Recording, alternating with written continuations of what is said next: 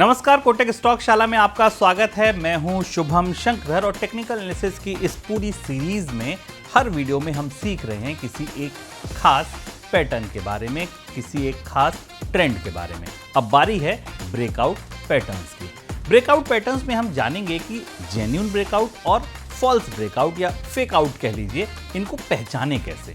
यकीन मानिए, अगर आप ट्रेडिंग करते हैं, टेक्निकल एनालिसिस को सीख रहे हैं, तो ये कॉन्सेप्ट आपके लिए गेम चेंजर हो सकता है।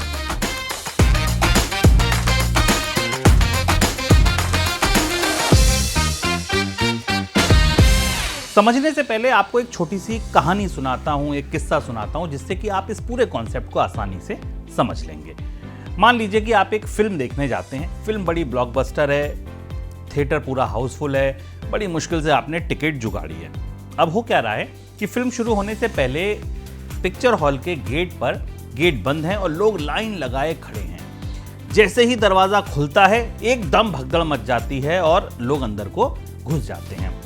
दूसरी स्थिति में क्या होता है कि लोगों को बिल्कुल सब्र नहीं हो रहा है, पेशेंस नहीं है, तो धीरे धीरे किसी ने एक आध धक्का खोला, दरवाजा में एक दो लोग अंदर घुस गए, तीन लोग अंदर घुस गए और फिर दरवाजा बंद हो जाता है। वहां वो लोग फंस गए, एक तरह से जो अंदर चले गए वो एकदम फंस गए। उसको आप फॉल्स ब्रेकआउट की श्रेणी में रख सकते हैं। बाजार में ये कई बार होता है। कई बार होता है ऐसा कि जब मार्केट में किसी स्टॉक का या किसी इंडेक्स का जो प्राइस होता है वो एक रेंज में काम कर रहा होता है। बार बार ऊपर जाता है, फिर वहां से नीचे आ जाता है, बार बार ऊपर जाता है, फिर वहां से नीचे आ जाता है। ऊपर होता है रेजिस्टेंस छत की तरह और नीचे होता है सपोर्ट फर्श की तरह। जब प्राइस ना ऊपर का लेवल तोड़े ना नीचे का लेवल तोड़े तो उसको बोलते हैं कि एक रेंज में फंस गया। लेकिन या वो ऊपर का लेवल तोड़ दे या वो नीचे का लेवल तोड़ दे तो इसे कहते हैं कि ये ब्रेकआउट आ गया। प्राइस ऊपर निकलकर अगर वापस गिर जाए, मान लीजिए कि किसी स्टॉक का प्राइस 100 रुपए था, बार बार वो 100 रुपए के पास जाता था और निकल आता था। लेकिन हुआ क्या, एक बार जब बाजार में मूव आया तो उस इंडेक्स या स्टॉक ने 101, 102 का लेवल छुआ। अब आपको लगेगा ये ब्रेकआउट आ गया, लेकिन उसके बाद वो फिर उसी रेंज में वापस आ गया जहां पर पहले चल रहा था। आसान शब्दों में इसी को दरअसल फॉल्स ब्रेकआउट या फेक आउट कहते हैं। ब्रेकआउट असली डायरेक्शन, फेक आउट ट्रैप मान लीजिए। ट्रैप ऐसे मान लीजिए कि आपको लगा ब्रेकआउट आ गया, आप उस ब्रेकआउट में बाइंग करके चले गए और उसके बाद वो वापस उसी रेंज में आ गया और आप फंस गए।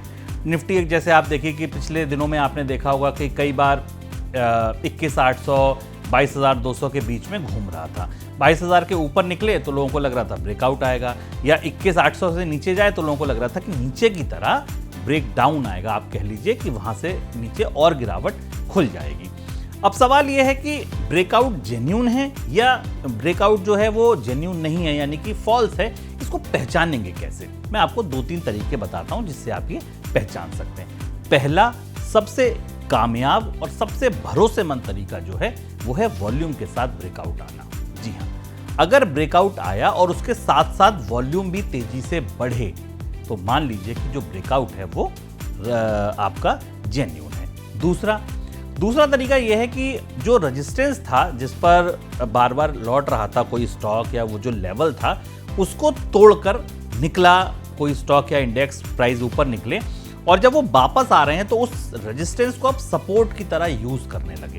यानी कि जो रेजिस्टेंस था अगर वो सपोर्ट बन जाए तो ये मजबूत सिग्नल है कि हाँ, ये ब्रेकआउट जो है ये पॉजिटिव है, ये जेन्युइन है। तीसरा कंफर्मेशन, पहली कैंडल देखकर आप एंट्री बिल्कुल ना करें। जी हाँ, ऐसा मत कीजिए कि किसी प्राइस के ऊपर कोई कैंडल निकली और बननी शुरू हुई और आप को लगा कि ब्रेकआउट आ गया। 1-2 कैंडल बन जाने दीजिए, 1-2 डेली क्लोज आ जाने दीजिए। रेजिस्टेंस से ऊपर अगर 2 डेली क्लोज आ जाते हैं, हायर हाइज बन रहा है, तो आप मान लीजिए कि हाँ, ब्रेकआउट स्ट्रेटजी आपकी काम कर सकती है और बाजार में अब एक नया ट्रेंड शुरू हो रहा है।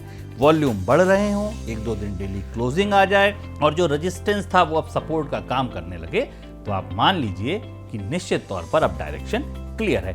ऐसा अक्सर इवेंट के आसपास हो सकता है। किसी स्टॉक के बारे में अगर आप बात करें, मान लीजिए क्वार्टरली रिजल्ट आए या मान लीजिए कि कोई ऐसी खबर आई, तब आपको लगता है कि हाँ, ये ब्रेकआउट आएगा और उस समय जो ब्रेकआउट आता है अगर इन तीनों पैरामीटर्स पर ठीक बैठता है तो आप ये कह सकते हैं कि ये जेन्युइन ब्रेकआउट है। फॉल्स ब्रेकआउट या फेक आउट जो है वो भी कॉमन है, इसलिए पेशेंस बहुत ज़रूरी है, स्टॉप लॉस बहुत ज़रूरी है। बिगनर्स को सबसे पहले डेमो ट्रेड करके जरूर देखने चाहिए। मैं ये हमेशा कहूँगा कि जब आप सीखने की दौड़ में हैं, सीखने के सफ़र में हैं, तो निश्चित तौर पर 1-2 बार उसको टेस्ट जरूर करके देखिए। तो दोस्तों, आज आपने सीखा कि ब्रेकआउट और फेक आउट में कैसे फ़र्क करते हैं। मार्केट बार बार ट्रैप करने की कोशिश करेगा, लेकिन स्मार्ट ट्रेडर वही जो वॉल्यूम, रीटेस्ट, कंफर्मेशन देखकर ही नई एंट्री लें। अब आप बताइए, आपको किसी चार्ट पर ब्रेकआउट दिखे तो पहला कंफर्मेशन आप किस तरह लेंगे? जवाब अपने कमेंट बॉक्स में भेजिए और अगले वीडियो में मैं आपको फिर एक नए ट्रेंड के साथ मिलता हूं। तब तक के लिए दीजिए इजाजत। नमस्कार। तो अब सिर्फ 5 मिनट में सीखिए स्टॉक मार्केट के बेसिक्स, टेक्निकल और फंडामेंटल एनालिसिस, ऑप्शन ट्रेडिंग और भी बहुत कुछ, वो भी बिल्कुल मुफ्त, सिर्फ कोटक स्टॉकशाला पर।